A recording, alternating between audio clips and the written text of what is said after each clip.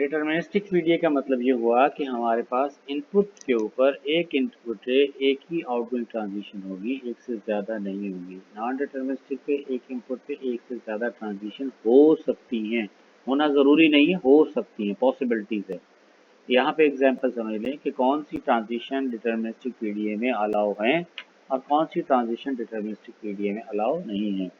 तो यहाँ पे हम देखें कि अगर आप Q1 पे हैं और A इनपुट है और स्टैक के ऊपर जो है वो B पे कर्सर है आपका, तो फिर आप ये ट्रांजिशन कर सकते हैं कि इनपुट A को कंज्यूम करें और स्टैक पे जो मौजूद है पॉइंटर B उसको आप पॉप करें और W को पुश करें, W can be any symbol, उसको पुश करें तो Q2 पे आप जा सकते हैं, तो ये ट्रांजिशन हो जाएगी।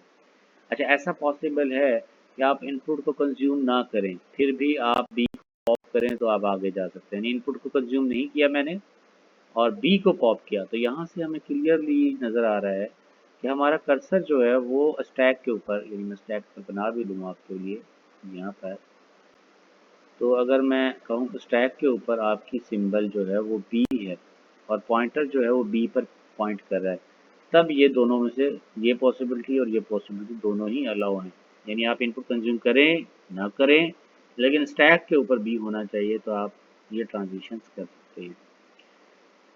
अच्छा, ऐसा भी अलाउ है कि इनपुट पे आपका A है। सर दोबारा रिपीट करिए वो वाली बात जो अभी आपने पीछे किया।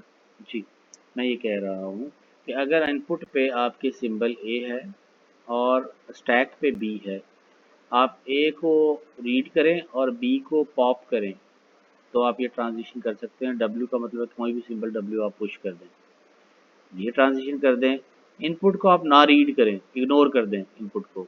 जैसे हम इनपुट पे जब नहीं रीड करते तो क्या करते हैं, हम लैम्डा इनपुट ले लेते हैं, लेकिन स्टैक पे B ही होगा, तब भी आप ये ट्रांजिशन इस तरह से कर सकते हैं।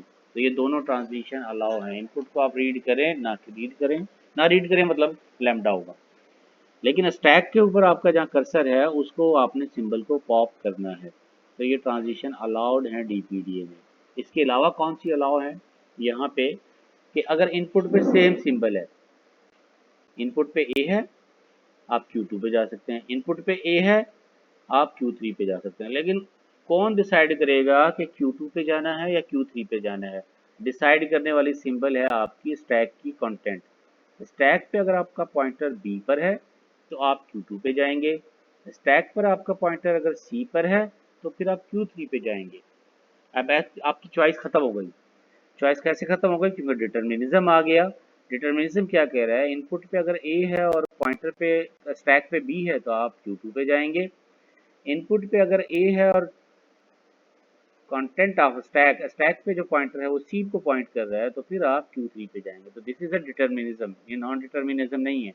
आप ये समझें सर दोनों इनपुट तो A ही हैं दोनों में, तो सेम सिंबल हो गई। सेम सिंबल नहीं है, क्योंकि हमारा जो कम्बिनेशन है वो दोनों सिंबल को मिला के बनता है कि input and pop, popping symbol. यहाँ भी देखें इनपुट एंड पॉपिंग सिंबल, ये पेयर बनेगा, ये डिटर्मिनिज्म है। अच्छा, ये पॉसिबल है कि आप इनपुट कंज्यूम ही ना करें तो भी आपका डिटर्मिनिज्म है। आपने देखा स्टैक के ऊपर अगर कर्सर जो है पॉइंटर B पर है तो Q2 पे जाएंगे, अगर पॉइंटर C पर है तो Q3 पे जाएंगे। दोनों सिंबल जो है लैम्डा ही है। लैम्डा इनपुट होना नॉन डिटर्मिनिज्म नहीं है। आप जानते हैं DFA में भी हम लैम्डा को इनपुट पे लेते हैं। अगर इनिशियल स्टेट फाइनल हो तो इसका मतलब वो लैम्डा को प्रोसेस कर रहा है। ठीक है, तो ये ट्रांजिशन लैम्डा की नहीं है, ये ट्रांजिशन B और ये वाली B की है और ये वाली C की है, और लैम्डा ट्रांजिशन नहीं अलाउ होती नॉन डिटर्मिनिस्टिक में। नॉट अलाउड को देख लें, अब नॉट अलाउड आ गया। नॉट अलाउड का मतलब ये है कि आपका इनपुट पे A है और पॉइंटर B पर है, आप Q2 पे चले जाएं। इनपुट पे A है, पॉइंटर B पर है, आप Q3 पे जाएं। ये पॉसिबिलिटी नहीं होगी, क्योंकि देखिए पेयर अगर हम बनाएं तो पेयर ए बी और ये पेयर ए बी, ये नॉन डिटर्मिनिज्म को शो कर रहा है। ये नॉन डिटर्मिनिज्म बता रहा है कि आपका इनपुट सेम पे आप Q2 पे भी जा सकते हैं, Q2 पे Q3 पे भी जा सकते हैं, ऐसा DPDA में अलाउ नहीं है।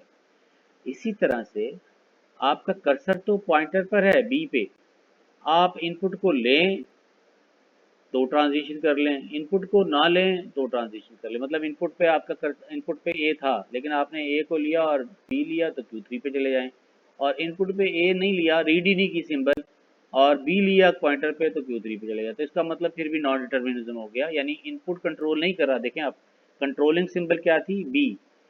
अब बी दोनों पे सेम है, लेकिन बी दोनों का सेम ये हो गया कि नॉन डिटर्मिनिज्म आ गया। इनपुट पे तो आपके पास चॉइस है, आप रीड करें या ना करें, तो दोनों पे सिंबल सेम बी आ गया, इस वजह से नॉन डिटर्मिनिज्म हो गया। यहाँ पे दोनों पे बी है लेकिन इनपुट रिस्ट्रिक्ट कर रहा है, ये वो भी सेम है, तो ये नॉन डिटर्मिनिज्म आ गया। यहाँ पे अगर हम देखें तो प्रीवियस वाले एग्जाम्पल पे